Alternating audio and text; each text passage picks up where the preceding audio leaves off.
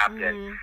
Right. So that's another advice I would give to people is, as far as from an employee standpoint, when you want to hire employees, always have contracts with those people that you bring in under you. I was already doing business with contracts as far as how we buy the houses and stuff, but from an internal standpoint, when I first started, I wasn't doing that. Yeah. So, I learned that lesson the hard way. So those would really be my main advices, because if you cover up all those bases, like the legal standpoint, the infrastructural standpoint, and obviously from an operational standpoint, think of your business as a business, not a hustle. So don't start it and, you're not tracking your numbers, but you have to track your numbers. You have to track the things in your business that you need to do, the activities. They're called key performance indicators, the KPIs. Track those things, track how your business is actually making money and generating revenue, and then each month, evaluate those things. Are you to do X and X amount in revenue? I have to do X and X amount of this specific activity. In addition to that, do you have systems? Do you have processes? How do you manage your inflow of leads? And so these are all things that, as a consultant, if I was a business consultant, those are things to be looking at about. Yeah. I mean, Victor, I gotta say, you're really, really selling the richest college of business right now. Like, if you anyone really wants are. to go to West Georgia, they're like, I need to go get my bachelor's. And who's gonna be so successful. But I think more than the school you go to. And I loved it. I was richest college of business, man. Business. The only class when I changed my major to business that I didn't like was accounting. Everything else, I enjoyed it. Like, from the management to the marketing to the finance classes and all the other little stuff I had to take, I didn't enjoy accounting.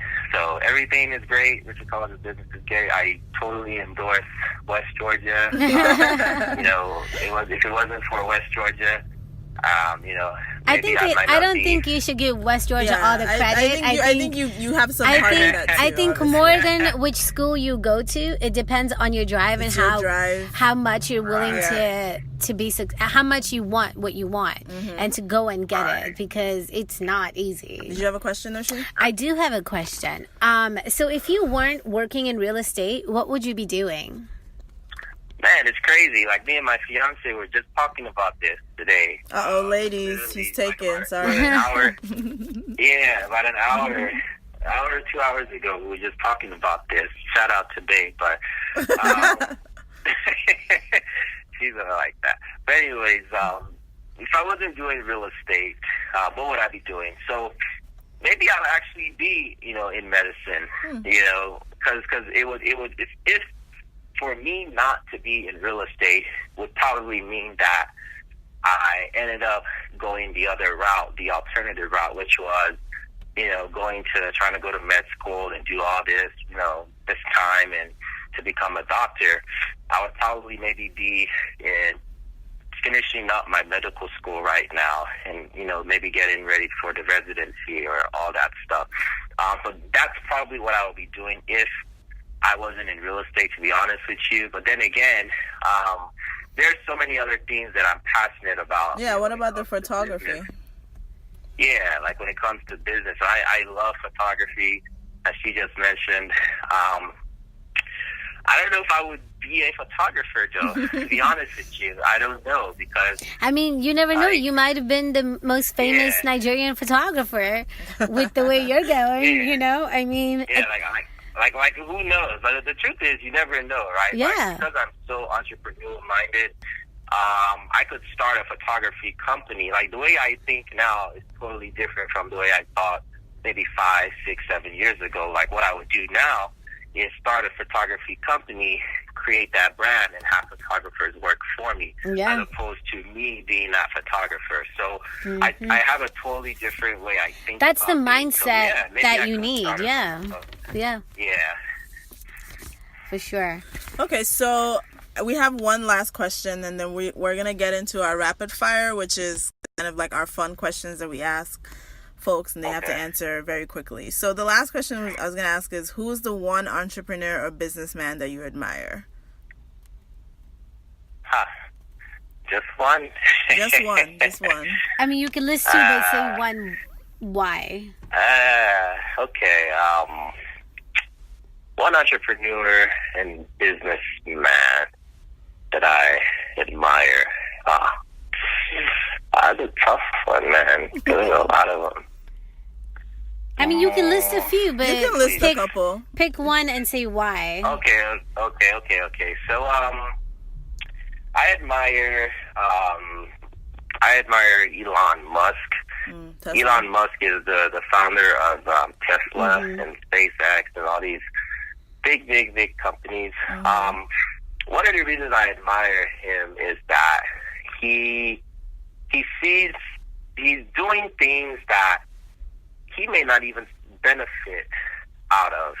Like, he may die before he ever sees this SpaceX, being on the moon or, creating colonies. Like, he's, really trying to change things up. Like, he wants us to go live in Mars or something, but he's doing that type of things. And I feel like that type of revolutionary thinking is the truest and purest essence of an entrepreneur and a business person. There are some business people who can be successful without necessarily having that kind of entrepreneur startup type of hustle. Not everybody has to be Mark Zuckerberg or Steven Spiegel, the guy that founded Snapchat, or all these people. There are other people who are just savvy business people that can come in and become executives of companies. So I always admire, those entrepreneurs and those business owners like Elon Musk, like Mark Zuckerberg, Puff Daddy, or Diddy, whatever it is he wants us to call him as right now. Yeah. Because I'm a 90s baby, so I still sometimes know him as Puff Daddy. But, Jay-Z, I'm Nigerian, so there's a guy by the name of Tony Elumelu. Yeah. He's a Nigerian billionaire. So, he inspires me because, he's actually in Nigeria doing a lot of great things there from a business standpoint. He's also helping. He has the Entrepreneur Network too. Yeah. Yeah. So he's helping other young African entrepreneurs as well. So that's kind of the track I see myself headed into as far as from a long-term standpoint, is to be able to really invest back into young people. I've kind of already started doing that now. Sometimes I go to high schools and elementary schools and just talk to them about some of the stuff that I've just talked to you guys about entrepreneurship, business ownership, financial literacy. And I just feel like that is very, very important, because if I was younger, and I wish somebody would have really come to talk to me when I was 16, 15 about the stuff that I know about now. Because I would probably already be a huge multi-millionaire. If that switch would have went off when I was you'll get there in Jesus' name. Amen. but it ended up going off. So that's one of the things I really like to do. I believe that my purpose in this life is to inspire the people around me, to pursue their passion and to be a positive impact on this world, in whatever way I can be, whether it's through business, whether it's through philanthropy, whether it's through education, whatever the case may be, is really just to show other people that, this young Nigerian guy, came to this country and made something out of himself from nothing. Nobody gave me anything. Nobody, I'm not Donald Trump. I didn't get $1 million small loan. A small loan. My father. So all those things, and it's cool, because one of my slogans is embrace your journey. I want people to be able to really embrace their particular journey, because everybody was put on this earth for a different reason. We all have our own purpose. I know circumstances and situations in life make people kind of, see past that and not really think about those things. But, if there's one message that I could get across is for each individual who is listening to this podcast is just to embrace your journey. You know, you don't need to compare yourself to the next person because their story isn't your story, and you don't know what they had to go through to get to wherever it is they're at right now. So that's just kind of you know, the principles and the ways that I live my life is, you know, I know that at some point I'm really, really going to get to even bigger and better places than I am right now. So I always have that in mind. I'm content, though. You know, one thing I would say is I'm a very contented person at where I'm at right now. However, I'm not comfortable because I know that, you know, I can do more, I can be more, and I aspire to be more.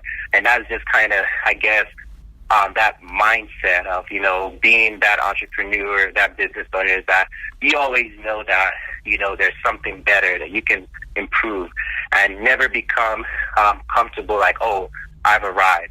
You know, no matter how far I go or whatever, you know, like I think one of the things that also helps me is just being grounded. You know, I don't try to think I'm better than somebody else, but really to try to make a positive difference. You know, if somebody can be around me and say, wow, you know, I was inspired to go after my goals and my dreams just because I was around this guy, you know, that would make me happy. That would give me like a sense of fulfillment more so than if I came and started giving people money or this and that. Yeah. So I'm really big on self-empowerment, basically. I mean, you're definitely inspiring me right now. You just, you know, she's like, yeah, nodding her head. So, man, I mean, I think we could talk to you forever, but yeah, for the interest in time, we're going to go into a rapid fire. So, okay. Nosheen, you want to explain it?